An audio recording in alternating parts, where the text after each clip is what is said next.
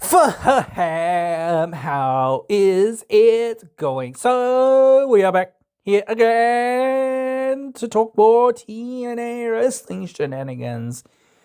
And, well, I want to talk about why it takes a extremely special individual to last more than a handful of years at the very top. I think it's sort of somewhat self-explanatory, but it is a thing of especially more modern wrestling, I think, as well in many ways, because, well, everyone has ADHD pretty much now. So, yeah, that's the thing. It's like really hard for any one person to define an era as much and as long as anybody used to, for the most part. Not that people cannot, but for the most part, it takes a very special individual to kind of define a much longer period of time, specifically at the top of the card. And I'm not just talking as the world champion or whatever, but yes, obviously, mainly being the world champion counts as defining that era of a company or of a brand or what have you. And that just does not happen anymore because, again, well, there's somebody else. There's the shiny new toy syndrome, which is always a thing. And it's always one of those things that you have to be doing where it's like, okay, cool, Bobby Roode or whoever is the champion. Cool, that's great. But now we need to move on. Now we need to say, okay, who's next? He can have his reign and he can be amazing and he can be a big draw. But then we need to go, okay, cool. Who are we going to put the belt on after this? Who are we going to make after that? Okay, cool. Now Austin Aries is going to win it. Okay, cool. Now that Austin Aries holds it for a little while. Okay, cool. Well, now who's going to hold it? And then who's going to hold it after that? And who's going to hold it after that? And it's always a revolving door of, okay, what's next? What's next? What's next? What's next?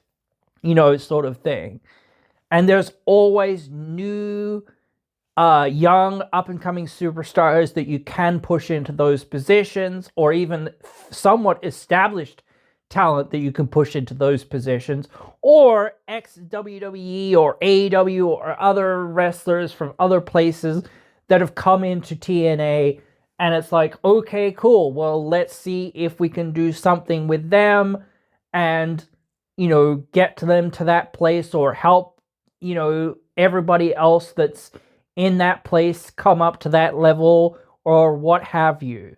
So that's the thing. It's always like thinking about the next thing. And that's the way it works. You've got to be investing in new talent and new things or whatnot all of the time. So it's really tough for somebody to be defining an era as much, because it's like, if you've already got the ball and held the ball or whatever once or twice or whatever, it's like, well, you've had your turns.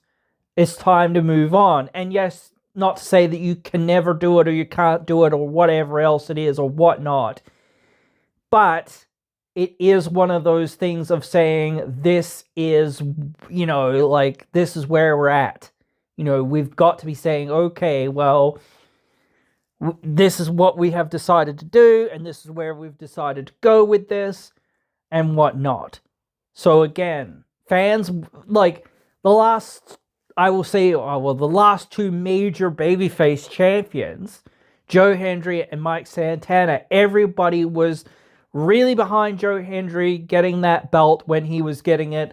Everybody was really behind Mike Santana when he was getting it. I don't know that anyone is as behind anyone right now, more so than Leon, perhaps, to an extent, but we will have to wait and see how that pans out. But again, like, I don't think anyone would really complain too much to see Leon at the top or do that sort of stuff at this point in his career, but we will have to wait and see if that is what's going to happen. But again, if you're saying, is Nick Nemeth going to be defining this era for a lot longer? I would say no, because based on the last year or so that he had, or even up to the last couple of months, he really was not featured that heavily before this. And I was even complaining to say that you didn't do a good enough job of building it up and saying, well, here comes Nick Nemeth. Now he's beaten this person. And now he's beaten that person. And now it's looking like he's actually going to cash it in and all this other stuff and yada, yada, yada. So you didn't really do that. You're just like, oh, he's back after a few weeks away or whatever else it was. And now, okay, cool. He's cashing in. Okay, great. And then he wins it. Okay. All right. Now he's actually, a lot of the stuff that he's done, a lot of the promos and a lot of the matches that he's done has been really good. Like I say. And even a few years ago, some of the stuff that he did when he won the title was good, but I still don't think it was the right decision. I still think they should have gone a different direction with that whole thing and done it a bit differently and whatnot. And I really think that Nick Nemeth wasn't integral to the story that they were trying to, at least in my mind, tell. And kind of the main story anyway didn't really revolve around Nick Nemeth until John Layfield got involved. So I really think that you could have extended out the feud between Hendry and Alexander a whole lot more and a whole lot better and a whole lot more succinctly than with Nick Nemeth.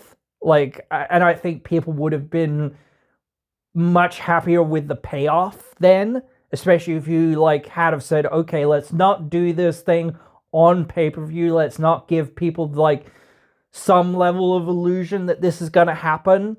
Let's give them a reason to have to tune in later. Absolutely. But and let's make some buzzworthy moments and let's make it a live episode or whatever. But let's make sure that, people know, hey, this is the what's going on or where this is going or whatever else it is.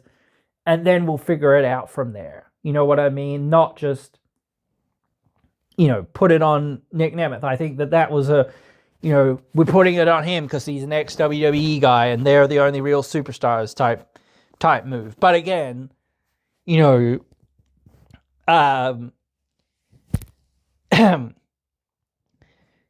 that's where I'm at with thinking about this. We don't have an AJ Styles right now. In many ways. But, anyone could make themselves into the next person that is like that, or the next John Cena, or it's really hard to become the next John Cena, or the next Rock, or the next Stone Cold Steve Austin, or the next AJ Styles. You know what I mean? And this is the thing about wrestling. Wrestling fans are very, sometimes a little bit, I don't know, anarchic of thinking my favorite wrestler or whatever, the new hotness of the month or, whatever, has to be the world champion here and now. And yes, I understand that, they're hot here and now, so try to capitalize on them here and now. But if they can't be any more than a flash in a pan, then they don't really deserve to be the champion in many ways. If that popularity lasts and can sustain itself for a longer period of time, then yes, you should try to capitalize on that long term. Absolutely. Because again, you want people to be a return investment in many ways. Because again, so that's one thing that does work in favor of wrestlers being a defining an era. Because again, you're saying, hey, we have this wrestler and we've got a lot of time and energy and effort and whatnot invested in this person. So we want to get as much out of that person and out of what we've got in that position as what we can. Because again, otherwise we're leaving money on the table with that person and with with what we've done in business to build around that person and to build around the stories that we've cultivated for that person or for that title reign or for whatever else it is. And you're starting to do that now with Nick Nemeth and with a couple of other people as well. But it does feel like, well, like, I think as well, like with Cedric, it's like, I don't know whether he's ever going to be anything more than that mid-card guy or whatever. So I would like to see him do that. But again, it's like, starts becoming like, well, so what if he does do it? You know what I mean? Do I really care? Does any of the fans really care? I don't know. I think it's a cool little thing in some ways, but again, it's like, well, so what? Same with Ali. It's like, sounds really cool for him to be like the champion or do stuff or whatever. And I mean the world champion in that regard. But again, it does feel like, well, so what if he does? You know what I mean? It would be cool to see if that was the case, and then you had somebody young and up and coming come along and beat him, or whatever, like Hotch or whatever, or whoever. That would be cool, absolutely. But again, like, do we need to do that? Like, I don't really know. Is it really worth is the juice worth the squeeze? You know what I mean? Is it worth investing the time into him and doing that? And I'm not saying it's not. I'm just saying, how much can you get out of that? And like, it is what it is. So at a certain point, it's saying, okay, well, this is what we want to see next. You know, like, who is it that they want to see next? And the thing is, like, that is a very short list of people, honestly. And I don't know that you could ever feel like, unless, like, again, this is the thing about, like, when you gyp people or whatever, or when somebody gets injured or somebody disappears or whatever and then comes back after a short break or whatever, that you can feel like, oh, well, now they're on the road to recovery, or now they're back, and now here we go again. Let's turn up the juice and see how we can go with this. That's sort of the thing. It's like, is it right to just hotshot somebody into that position? You know, no, I don't think it is right to just hotshot somebody into that position. Because we know Trey Miguel, for example, has been recently medically cleared. When he exactly is returning, who knows? Maybe in these next few tapings or in the next few live episodes, I don't know. Maybe at lockdown, I don't know. We will wait and find out. But again, that is going to happen at some point at least. We know that. And then what are you going to do with him? And it does feel like, hey, he's a pretty big time babyface, but in a sense, he's always been a mid-card guy. Always. And it's like, not to say that he can't be a main event guy. And I would like to see him be a main event guy, honestly. But again, that doesn't happen overnight, realistically. If you say, hey, let's give him a chance at the title. Okay, cool. Well, he's not going to win. If you then say, okay, well, then we're going to rehabilitate him, and then we're going to bring him back after a few months, and then we're going to see how it goes, or whatever. Cool, great. That's different. You know what I mean? So, you know, it's always the question of who will break out and how will they break out. You need those guys that are like that Mike Santana level or that Joe Hendry level kind of guys, or whatever, the Brian Cage level guys that are just like, you can see this train coming down the track of this person is gaining that momentum and people are getting into it with those baby faces. It's a lot easier to see that coming than it is a lot of the heels coming a lot of the time. And a lot of the time it is like, well, we know Santana's leaving pretty much, so hey, Nick Nemeth is pretty much the last person that is going to challenge him, so, well, we guess that Nick Nemeth is going to win the belt. Right, okay, cool. You know, I didn't love that, and I was like feeling like, again, like, I hope that they pull some sort of something or some sort of swerve or something or whatever, just to do something different or whatever. And I kind of wish that Santana had have at least like come back to like try to regain the title on a live episode or on some episode or whatever else it was.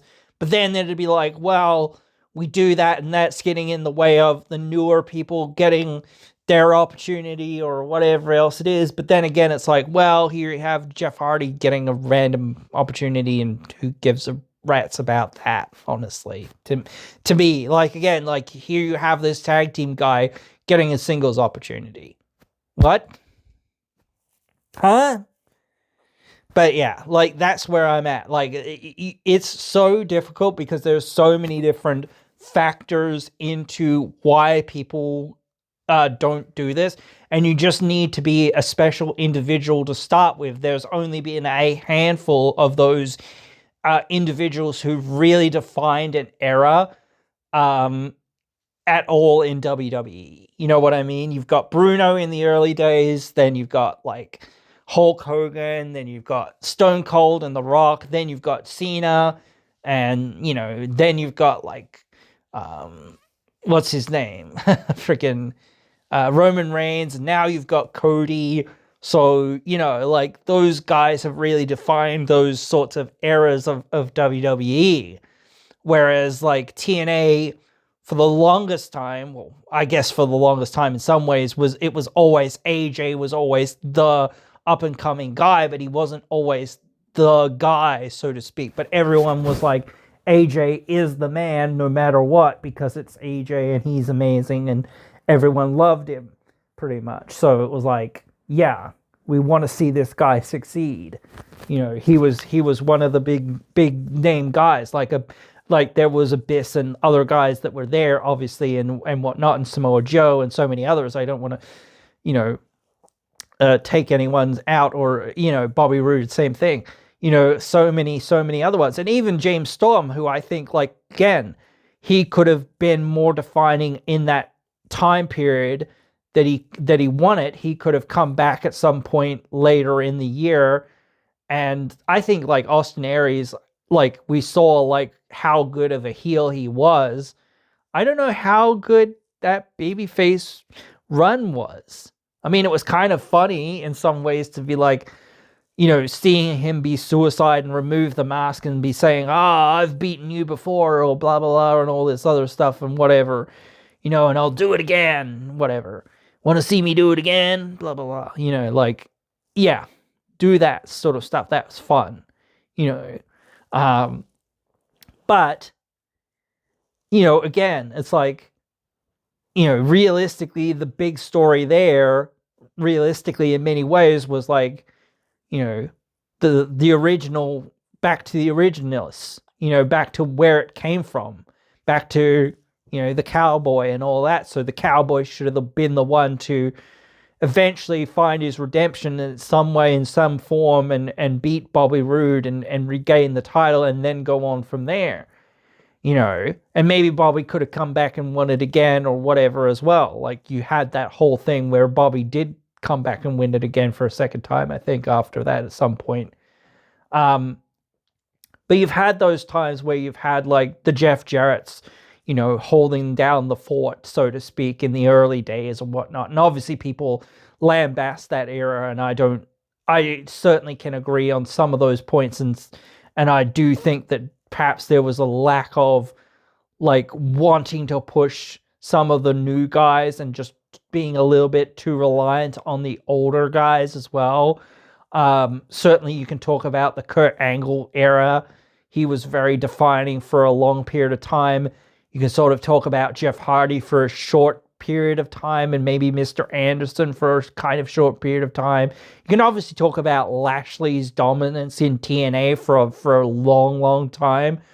But for the last few years, you know, it hasn't really felt like any one person's era or whatever. No one person has been that definitive, or it has been that long term, or that, you know, like, that anchor that much of the division or of the company that much, you know. And that is somewhat good and somewhat bad, because again, it is like good to be like, oh, well, let's try it with this person, let's try it with that person, let's try it with this, let's try it with that. Like always trying something new is always good, but it's also saying, well, we don't really have anyone that you can point to say, oh, they're the big star or whatever. In a way, it's like, yeah, that's kind of a little bit ugh, because it would be good to have somebody that you know you could point to and say they are the guy, they're the Roman Reigns of TNA, sort of thing. They're the new AJ Styles of TNA. They're the new Bobby Roode. They're the new John Cena. They're the new this or whatever. They're the face of TNA, and they're going to be the face of TNA, and they're going to define the next, 4 or 5 years or whatever else it's going to be. And then we're going to find somebody else that's going to define the next, 4 or 5 years. And that's the thing, like, realistically, especially now, you only get like 2, 3, 4, 5 years in that space. Like, really in that space. Like, then you're sort of moving out of that space. You're doing other things and being a part of something else, or being in other parts. And you can always look at the Undertakers of WWE, the guys that defined were there but weren't really defined as being the guy, but were certainly an important superstar, and were certainly like a certain attraction for people to come and see. That's like your Mooses and your Eddie Edwards and your Rosemaries and some of these other people that you've kind of got there that are like, yeah, they're a big name even without the title, or without needing to be in that picture, or without needing to do that sort of thing. They're just an attraction because, hey, they've got that aura or that thing about them that, makes them things that people want to come and see. So, yeah, you can certainly talk about the Josh Alexander era as well and things like that. But again, like, still, that was only for a year or two, maybe, kind of.